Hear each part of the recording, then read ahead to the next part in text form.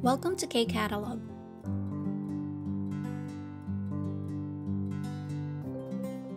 Level 3, Unit 12, Textbook, page 158. Second part na tayo ng grammar for Level 3, Unit 12. We have 동사, verb, plus 게 되다. 사비 sa explanation natin, 외부의 영향으로 어떤 결과가 생기거나 상황, 상태이 변하는 것을 나타낸다. 사bi, it expresses that a result occurs or a situation changes due to outside factor or external influence. So, something happens or changes because of outside factors, no? Not by your direct intention. Hindi mo sinasadya na ganun yung nangyaring result. Okay? So, it's like natural na nangyari, no? Hindi mo sinasadya or unintentional. Okay? So, usually, yung ganong case is not or beyond your control, no? Hindi mo talaga nakokontrol. So, let's see, yung pinaka, English term na pwede natin gamitin dito is yung I end up doing something, no? Okay, so yung ing sa verb natin. Okay, I end up eating this. Okay, kasi binili ni mama kahit na hindi ko gusto. Dahil nabili niya na, eh, hindi mo intention na bilhin yung food, pero si mama mo binili for you, so wala kang choice na kinain mo siya. Okay, so yung mga ganong cases. Pwede din namang, it turns out, yan, no? So, turns out that, tapos yung kasunod na sasabihin mo, no? So, depende sa sentence. So, sa Tagalog, ano naman yung pwede? Dahil hindi nga siya yung sinasadya mo na mangyari, no? So, pwede yung napilitan. Okay? Napilitan or nangyari na ganito. Yan, nangyari na ganyan. O kaya, nauwi sa ganito, nauwi sa ganyan. Ano pa? Nagkataon, pwede din, no? Nagkataon na magkakilala kami. Okay? And magkatrabaho pa kami. 'Di ba? So, parang hindi nyo intention na magkatrabaho kayo sa isang lugar. Kaya lang, nagkataon na ganun, no? Nagkita kayo doon and magkatrabaho pala kayo. Okay? So, yan yung mga pwede natin gamitin na words. Again, depende sa sentence, no? Kung alin dito yung pwedeng gamitin.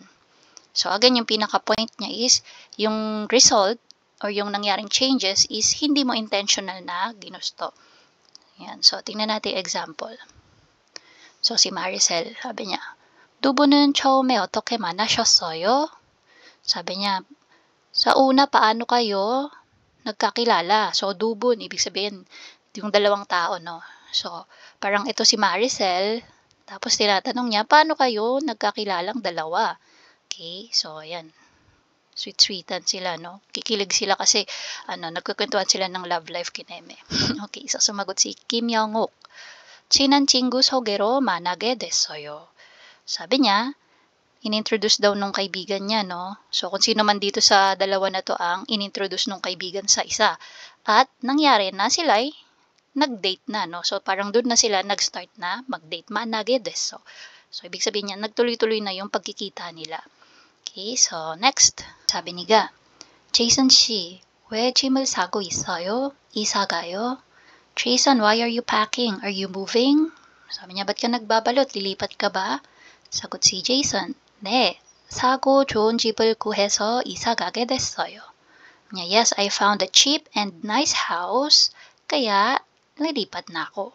Okay, so nagkataon, pwedeng gamitin yung nagkataon. Nagkataon na nakahanap ako ng mura at magandang bahay, kaya ako ililipat na.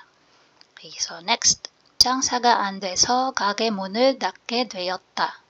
Sabi, hindi daw maganda ang business, no? Business is not good, kaya napilitan na magsara yung kanyang store. 가게 문을 닫게 되었다. So, kumbaga, nalugi, no? Yan, so this time, ang ginamit ko naman is napilitan. So, hindi niya sinasadya na magsara yung kanyang business, no? Nagkataon, or napilitan siya kasi nga hindi maganda ang business or matumal o kaya hindi mabenta, no? Last one, 이번에 새로운 회사에 들어가게 되어서 정말 기쁘다. Sabi niya, sobrang saya daw niya kasi nga sa bagong company this time ay ano siya, no? Nag-join siya. So, 들어가게 ibig sabihin, ano na siya, joining in that new company. So, bagong hire siya dun sa company na yon. So, again, pwede nating isipin dito na hindi niya intention talaga na makapasok dun sa company na yon. So, maybe may ibang factor na naging dahilan para siya ay maging employee dun sa company na yon. So, we can also use yung nangyari na dito sa part na to, no? So, sobrang saya ko na nangyaring ako ay magiging empleyado dito sa bagong company na to. So, parang ganun yung pwedeng, Tagalog natin. So, dito, gedweda, madali lang din ang rule for gedweda. You just simply drop yung da, again, sa dongsa mo siya dinudugtong, no? So, may batchim or wala, simply drop yung da and add gedweda. Mokgedweda, gagedweda. Okay, so si mokta, no, may batchim, si gada, walang batchim. So, pareho, drop mo lang yung da and simply add gedweda. Okay, so this time, dito tayo sa exercise number 1. So, dito, tingnan natin yung bogi. So, we have 이름, pangalan, 한국에 오기 전. So, before coming to Korea. So, ano yung situation before coming to Korea? And then, 한국에 on who. So, after na makarating dito sa Korea, after makarating and staying for some time, ano na yung changes na nangyari? So, try natin yung question muna. Sabi, 안젤라 씨는 한국에 와서 달라진 게 있어요? So, ginamit lang yung pangalan ni Angela, no? So, for questions 1 to 4, so, ang papalitan lang is yung name. Okay, so ito, no? Kung kay example natin, si Angela, for number 1, yan. Yung mga pangalan lang nila yung papalitan and same ang magiging question. Tapos, sa sagot, ayan. So, tingnan natin yung sagot ni Angela. 고향에서는 매운 음식을 못 먹었는데 이제는 매운 음식을 잘 먹게 됐어요. So, yung first niya, bago daw siya dumating sa Korea, 매운 음식을 못 먹다. Hindi daw siya kumakain ng spicy food. Okay, so hindi niya carry na kumain, no? So, nung after niyang tumira dito sa Korea, after some time, ayan, 매운 음식을 잘 먹다. So, magana na siyang kumain ng spicy food. So, pinagdugtong niya lang tong dalawa na to. And dito kay 못 먹다. Okay, 못 먹다 naging 못 먹는데, 못 먹었는데. So, naging past tense si 먹다 kasi nga sabi niya 고향에서는. So, before pa yon, no? Kaya past tense na yung 먹다 dito. Tapos, dinugtungan lang nung 는데 na grammar. Yan. 못 먹었는데. Tapos, dinugtong niya na si 매운 음식, pero nilagyan niya nung 이제는. Okay, so this time. So parang yung 고향에서는, so it talks about dati, before, dun sa lugar namin. Nung nandun pa ako sa Pilipinas, yun yung magiging ibig sabihin, no? Hindi ako palakain ng maanghang. Pero this time, yan, magana na akong kumain ng maanghang. So, it happens na kumakain na ako ng spicy food. Okay, so again, intention ba niya na kumain ng spicy food in the first place? Hindi, no? Na ano na lang siya, no? Parang nasanay na lang din siya. Okay, so outside factors. Okay, so dito, 매운 음식을 잘 먹다.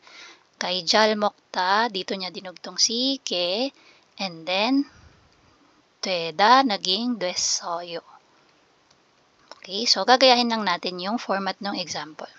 So for number 1, so yung question, same, papalitan lang natin yung Angela, no? 잠실 씨는 한국에 와서 달라진 게 있어요? So, sagot ngayon ni 잠실, 고향에서는, so dudugtungan lang ulit natin ng 고향에서는. Tapos, ito na, 밤에 일찍, so si Jada magiging 잤는데. Then, 이제는 늦게, then 자게 됐어요. So, ano yung changes na nangyari? Sabi niya, nung nandun pa ako sa lugar namin, maaga ako na natutulog sa gabi. This time, yan, pero this time, late na akong natutulog. So, ganun na yung nangyari, no? Nagbago na siya. Kaya naging 늦게 자게 됐어요. So, yung ge dito, yan, parang it will indicate yung change na nangyari, no? Okay, so, this time, number 2. Same pa rin ang question. So, magiging 이링 씨는 한국에 와서 달라진 게 있어요. So, again, dugtungan lang natin. 고향에서는 한국 문화를 잘 모르다 magiging 몰랐는데. Kasi pagiging past tense, no? So, si 모르다 magiging 몰랐는데. 이제는 한국 문화를 이해하게 됐어요. Nung nandun pa ako sa lugar namin, hindi ko masyadong alam yung Korean culture. Pero this time, naiintindihan ko na. 이해하게. I understand na, no? Okay, so naiintindihan ko na yung Korean culture. Next. 아나이 씨는 한국에 와서 달라진 게 있어요. Ano ang, so hindi ko pala na-explain yung ibig sabihin ng question. So, Anais, pagdating mo dito sa Korea, ano yung mga nangyaring pagbabago sa'yo? Okay? Or may nangyari bang pagbabago sa'yo? Yan, 달라진 게 있어요. So, kay Anais naman, ano yung change na nangyari sa kanya? So, as is, 고향에서는, tapos 한국의 명절 풍습을 모르다. So, ito, 몰랐는데. Same lang nung sa number 2, no? 모르다. So, ito magiging 몰랐는데 din siya, no? Then, 이제는 설날과 추석에 대해 잘 알게 됐어요. So, ano daw yung nangyaring changes kay Anais? So, nung nasa lugar pa siya, dun sa hometown ni Anais, so, hindi daw niya alam masyado, or hindi niya alam talaga, no? Hindi niya alam yung holiday pungsop, customs. Okay, ano yung mga nakasanayan during holiday sa Korea. Pero this time, alam niya na daw, no, kung ano yung mga yon during Seollal and Chuseok. So, ano yung mga kinakain, kailan sineselebrate, ano yung mga laro, yan. So, ano yung mga sinusuot, ganon, no? So, next. Jason 씨는 한국에 와서 달라진 게 있어요. So, ganun pa rin. 고향에서는 한국어를 한마디도 못했는데 이제는 한국어를 어느 정도 할 수 있게 됐어요. Sabi ni Jason, nung nasa US pa ako, kasi diba si Jason is taga-US, so nung nasa US pa ako, I can't speak a word in Korean, no? Kahit isang salita daw, hindi siya makapagsalita. But this time, 한국어를 어느 정도 할 수 있게 됐어요. I can speak Korean to some extent. Okay, 어느 정도, to some extent, kahit papaano, at some level, no, meron na siyang nasasabi na mga salita or sentences, nakakapag-express na siya kahit papaano. Okay, so that's for que 되다. So, activity number 1 yan, no? Activity number 2, 여러분이 한국 생활을 하면서 달라진 점에 대해 이야기해보세요. So, pag-usapan daw yung nangyaring changes sa'yo, no, habang ikaw ay nakatira dito sa Korea. So, basahin natin yung example. 처음에는 한국 역사에 대해 관심이 없었는데 역사 드라마를 보고 관심을 가지게 됐어요. So, nung una daw, wala siyang interest sa Korean history. Okay? So, about dehe. So, 관심, interest. So, nung una, wala akong ka-interest sa, Korean history. Pero, kakanood daw niya ng Korean drama about history. Yan. So, nagkaroon na siya ng interest. 관심을 가지게 됐어요. Okay? So, dito muna tayo sa 단어장. Again, 풍습, ibig sabihin po niyan is yung customs, no, mga nakasanayan. Okay? So, try natin gumawa ng sentence. using yung gedweda na grammar. So, ano yung changes na nangyari sa'yo? Kahit isa lang yung sabihin mo, no? Pagdating mo dito sa Korea, after living for some time, ano na yung napansin mong pagbabago na nangyari sa'yo?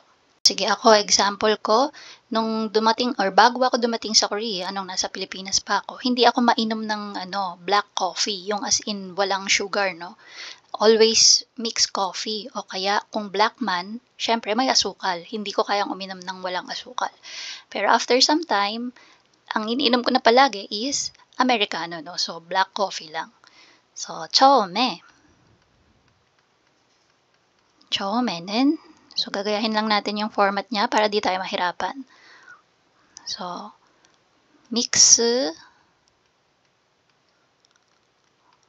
커피만 마셨는데, so naka-past tense yung masid ako, no? Kasi that was before, no? So, 마셨는데, 지금은 or 이제는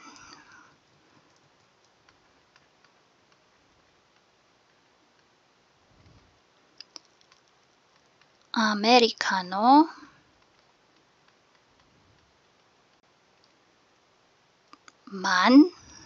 actually may inom pa rin naman ako ng mixed coffee kaya lang mas prefer ko na ang Americano or sabi natin 설탕 없이. Yan. Although alam na naman ng mga Koreans na pag Americano walang sugar, no? So 설탕 없는 것. Yan. So 이제는 아메리카노 man, so dugtungan natin ng man dito, no? 자주 마셔요. 마시게 됐어요. So, kay 마시다, doon natin idudugtong yung que 되다. And then, si 되다, gawin lang nating 됐어요. So, again, 처음에는 믹스 커피만 마셨는데, 이제는 아메리카노만 설탕 없는 것 자주 마시게 됐어요. Okay, so that's for que 되다 na grammar. Again, ito yung mga pangyayari na naganap or pagbabago na naganap which is unintentional, no? So, not because you deliberately want to do it. So, nangyari in a natural way because of outside factors. Okay?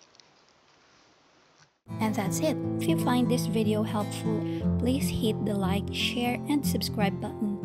So I still hope to see you in the upcoming videos, and again, thanks for watching.